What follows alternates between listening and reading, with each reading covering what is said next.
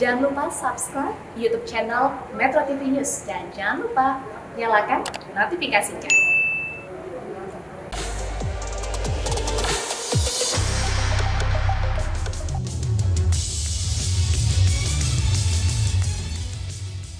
Terima kasih Miss Nana masih bersama kami dan kita ada di bagian akhir diskusi kita malam ini. Mas Yose, kalau kita melihat apa yang dibicarakan sebetulnya relatif siap, tetapi pertanyaannya adalah bagaimana atau apa ancaman yang masih juga harus kita waspadai supaya kita lepas dari krisis pangan? Ya, pertama kita harus melihat ada yang hal-hal yang harus kita lakukan dalam waktu short term.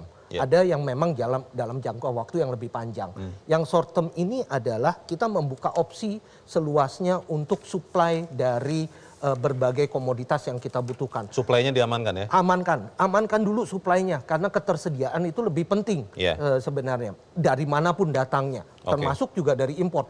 Oleh karena itu di sini peran Badan Pangan Nasional saya pikir sangat penting sekali. Itu harus bisa melakukan early warning system. Jadi kalau kayak tsunami kan ada early warning systemnya nih. Ada buoy-buoynya ya? Iya, begitu juga kalau krisis ekonomi ada early warning systemnya.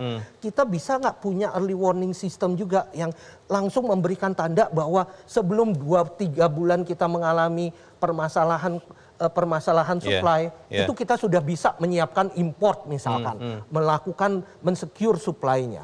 Nah itu dalam jangka pendek harus kita lakukan ini. Dalam jangka panjang itu seperti yang Pak Menteri tadi katakan, segala macam kita mulai merubahlah produksi pertanian kita. Termasuk juga memperkenalkan produksi pertanian yang berkelanjutan, yang sifatnya ramah lingkungan, mungkin dengan menggunakan pupuk organik ataupun berbagai hal yang lainnya, termasuk juga memperbaiki distribusi dan lain-lain. Tapi itu adalah jangka panjang.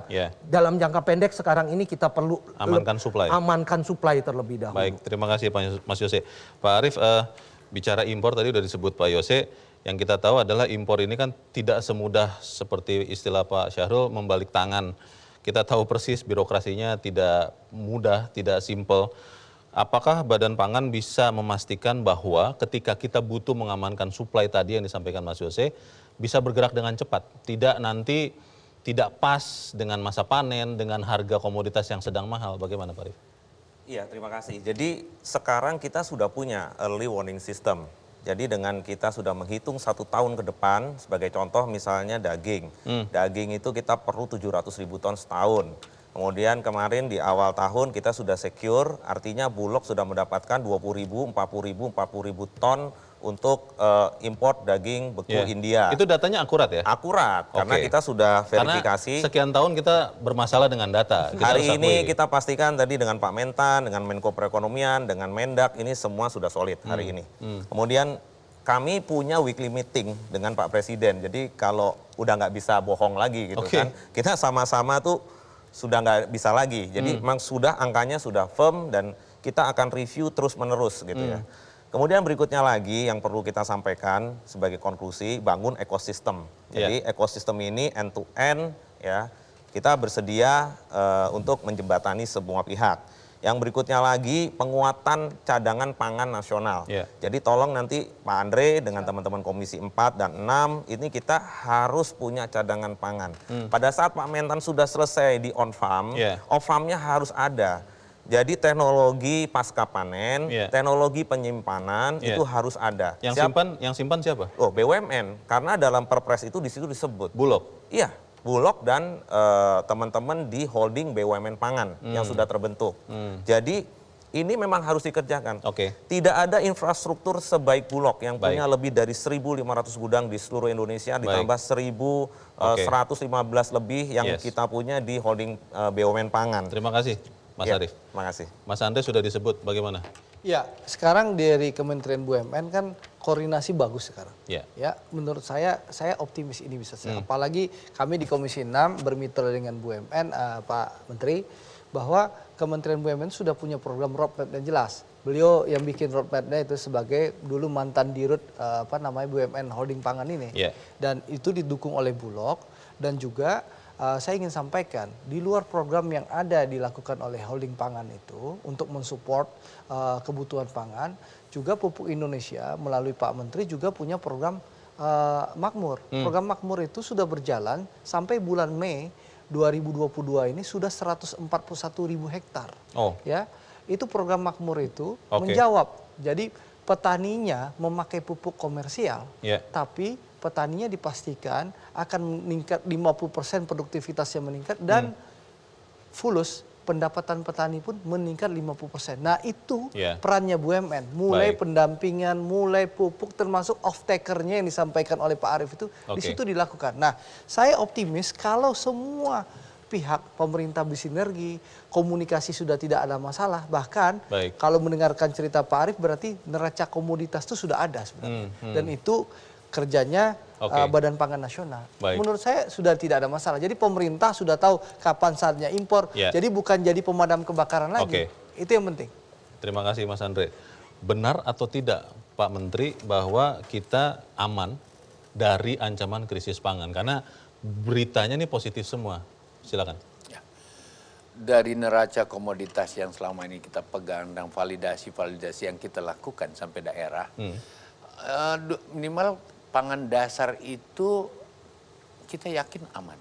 Sampai akhir tahun? Sampai akhir tahun. Dan tentu kita berharap 2 tahun kita udah persiapkan. Katakanlah beras kita sekarang ini overstock di atas 7 juta ton, itu kita punya daya tahan sampai 2 tahun ke depan. Kita tahan saja atau sebaiknya dijual juga? Karena kan ada permintaan untuk dijual katanya. Kemarin ini permintaan dari negara-negara lain kan banyak untuk kita mengekspor ke mereka. Sebaiknya kita tahan atau kita jual juga itu Pak Menteri? Sebagian harus kita jual karena ada peluang kan. Misalnya Malaysia menutup semua importasinya ke Singapura. Ini kesempatan kita isi dan itulah yang kita lihat. Tapi tentu saja setelah kita betul-betul secara nasional aman. Nah gitu, itu satu Pak. Yang kedua sedikit, dengan pembicaraan yang cukup panjang dengan Bapak Presiden, bahwa Presiden tetap gigih bahwa pupuk nggak boleh dipersoalkan. Apa yang ada kita jamin, apalagi kondisi yang ada sekarang ini, pemerintah berusaha. Ini biar kena banyak yang tonton ini, supaya tidak ada keresahan.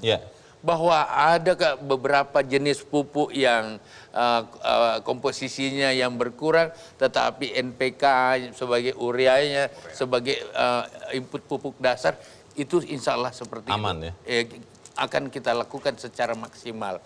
Mau naik harganya di luar dan lain-lain, instruksi Bapak Presiden, mudah-mudahan pemerintah dan negara masih bisa jawab. Ini karena banyak yang tonton, supaya juga tidak dipersoalkan. Usah khawatir.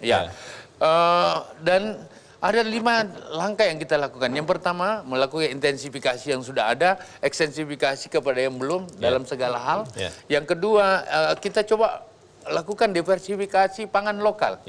Jadi yang makan sagu, yang makan singkong, yang pisang dan lain-lain, ini didorong. Sehingga diversifikasi pangan itu terjadi di seluruh tempat. Dan ini tentu kita berharap para gubernur, para bupati mengakselerasi hal seperti itu. Yang ketiga, memang kita membuat penguatan cadangan dan sistem logistik pangan. Selama ini cuma Bulog aja yang kita harapkan, tetapi kita berharap para gubernur memperlihat cadangan lokal, provinsi, cadangan kabupaten. Kemudian yang keempat, kita masuk ke smart farming. Kita harus sudah masuk di rumah kaca, di greenhouse, dan sebagainya untuk mempercepat proses. Udah dengan artificial intelligence, dengan robot construction sudah main, dengan Internet of Things untuk bisa mengatur kita punya pergerakan-pergerakan yang ada. Yang kelima, ekspor harus kita dorong. Kita punya macam-macam. Kalau ada kesempatan kita, selama kita sudah aman dulu. Dan katakanlah misalnya sarang burung walet kita, porang kita, itu harus menjadi bagian-bagian yang terus kita dorong untuk. Karena itu dibutuhkan dunia. Saya kira kalau ini ada, dan terakhir sekali, memang seperti yang disampaikan Kepala Badan Pangan Nasional, bahwa berstok akhir itu harus ada penampungan. Jangan nanti kalau ada yang musiman, nanti lewat lagi. Mestinya ditampung dulu. Nah itu kita berharap seperti itu. Terima kasih untuk informasinya Bapak-Bapak semua. Kita harapkan kita benar-benar lepas dari krisis pangan. Dan pemirsa, demikianlah Economic Challenges untuk malam ini. Saya Leonard Samosir, selamat malam, sampai jumpa.